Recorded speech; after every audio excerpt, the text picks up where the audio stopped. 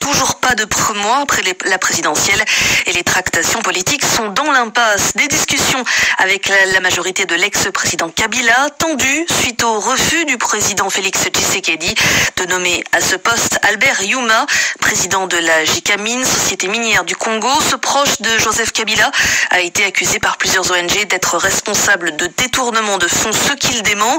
Autre source de tension, les mots du président Tshisekedi à Washington il y a une dizaine de jours, lorsqu'il promettait, je cite, de déboulonner le système dictatorial en place. Correspondance de Florence Maurice. La petite phrase de Félix Tshisekedi a fait l'effet d'une bombe sur les négociations en cours, d'autant plus qu'elle a explosé à la veille d'un rendez-vous important. Samedi 6 avril, les négociateurs des deux camps ont prévu de se retrouver plusieurs jours à une centaine de kilomètres de Kinshasa. Mais après la sortie du chef de l'État, perçu comme un affront, plusieurs négociateurs de la coalition pro-Kabila ne font pas le déplacement, à commencer confie l'un d'entre eux par Néhémie Mouilania, qui dirige pourtant la délégation.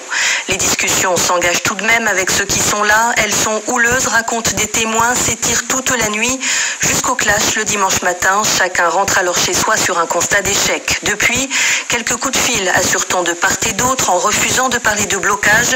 Mais dans les faits, chacun campe sur ses positions. Côté FCC, on semble plus déterminé que jamais à imposer Albert Yuma.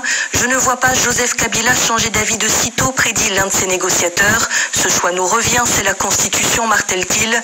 Même fermeté du côté des pro-Tshisekedi, sous pression à la fois de leurs militants et de la communauté internationale.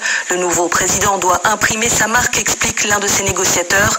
Nous risquons de ne pas obtempérer aux caprices du Front commun, assure-t-il. C'est le Capharnaüm et ça risque de durer longtemps, prédit un cadre du FCC.